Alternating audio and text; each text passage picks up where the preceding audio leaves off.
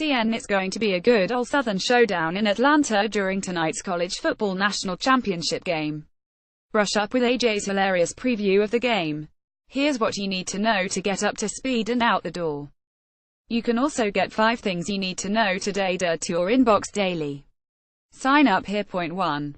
Golden Globe ETH winners were almost an afterthought at the Golden Globes last night, the first major awards show held since the Me Too movement took hold in Hollywood. Celebs wore black to show support for Time's Up, the anti-sexual harassment initiative. Host Seth Meyers balanced cracking jokes with being respectful.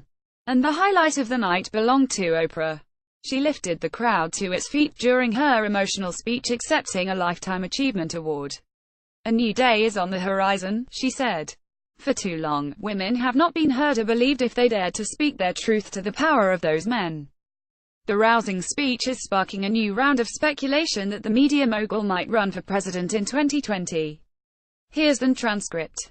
The feminist theme reflected in the awards themselves, with shows The Handmaid's Tale, Big Little Lies and The Marvelous Mrs.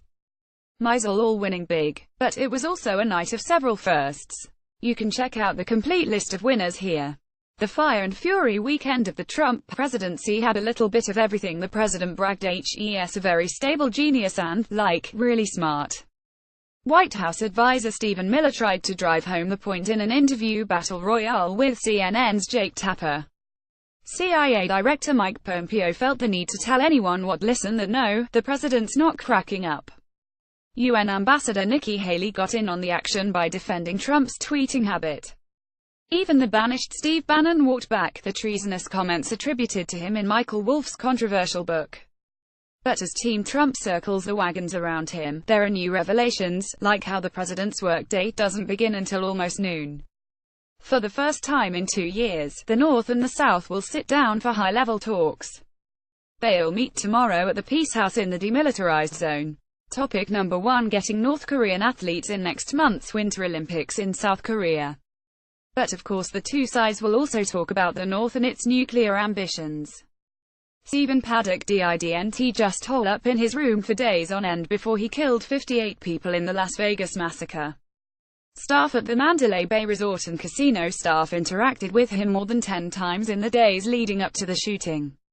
Questions arose over how Paddock had not raised the suspicions of hotel staff, and many of the victims of the shooting have filed lawsuits, questioning how the hotel staff didn't notice anything unusual about Paddock's behavior.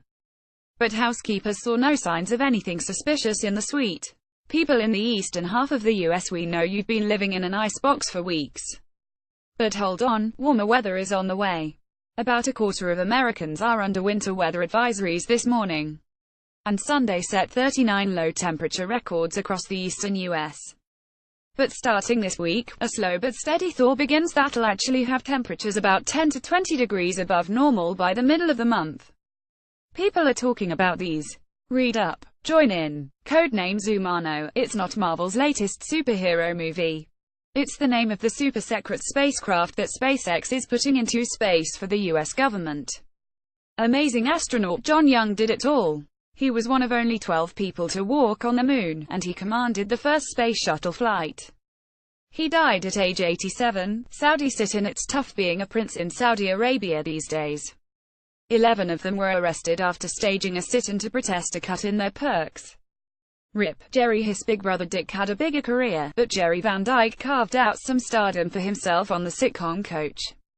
The comedian died at age 86. Deadline day today is Homeland Security's deadline for deciding whether some 250,000 nationals of El Salvador currently in the U.S. will lose their protected status.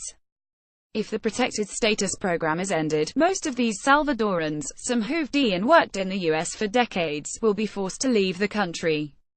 Numbers of the day: $559.70 million. That's how much somebody in New Hampshire won in the Powerball drawing. Someone in Florida nabbed the $450 million Mega Millions jackpot. 2.32 The number of sailors missing after an oil tanker and freight ship collided off the east coast of China over the weekend. Here Yagoit's the first full work week of 2018. Hopefully a horse gleefully playing with a stuffed toy duck in the snow helps ease you into it. Click to view.